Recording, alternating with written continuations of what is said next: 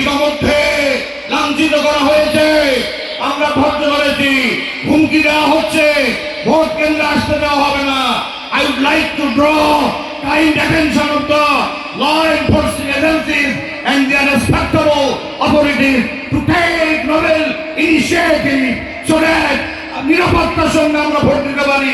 আমি বিশ্বাস করি নিরাপত্তার সঙ্গে সুষ্ঠু, অবাধ, নিরপেক্ষ, উৎসবমুখর, প্রতিযোগিতাপূর্ণ কয়েকটা ইলেকশন হবে।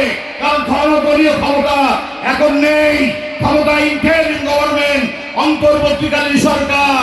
অতএব দিনের ভোট আর রাতে অনুষ্ঠিত হবে না। ঢেলের ডাকে গান শুকাবে না। নিরাপত্তার সঙ্গে ও আমার ভাইয়েরা, মেয়েরা, বোনেরা ভোট কেন্দ্রে আসবেন। কোন সমস্যা হলে গভর্নমেন্ট আছে, আমরা আইন হাতে তুলে নেব না, গণ প্রতিরোধ করে তুলে আমরা প্রতিরক্ষা করবো ইনশাআল্লাহ। আল্লাহ তাআলা সর্ব অবস্থায় মানব সেবার জন্য, মানব কল্যাণের জন্য আমি আমাকে, আমার দলকে আমরা ওয়াক্ফ করে দিয়েছি।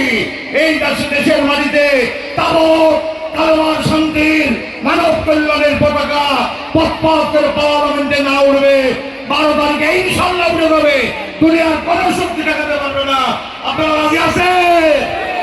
তাই বাংলাদেশে ভোট কি করতে চাই?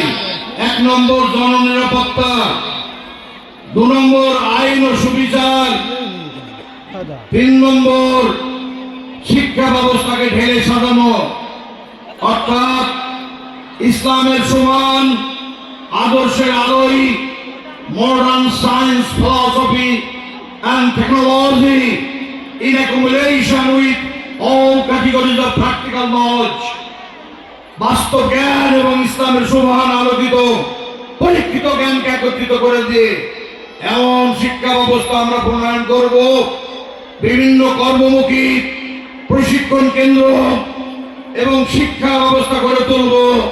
আমার দেশের তরুণ শিক্ষিত যুব সম্প্রদায় বেকারত্বের অভিশাপ থেকে বেঁচে যাবে। চাকরি নিতে গেলে আর লক্ষ লক্ষ টাকা ঘুষ দেওয়া লাগবে না।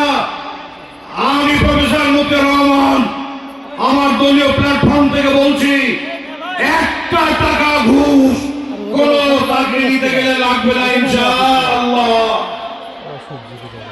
এরপরে জননিরাপত্তা, অর্থাৎ আমি মুসলিম, আমার শক্তি বলে নাকে তেল দিয়ে আমি আমার দ্বারা পরিবার পরিজন নিয়ে ঘুমাতে পারবো, অথচ অমুসলিম সম্প্রদায় হুমকির সম্মুখীন হবে, চাঁদাবাজির সম্মুখীন হবে, ব্যবসায়ী সম্প্রদায় চাঁদা দিতে বাধ্য থাকবে।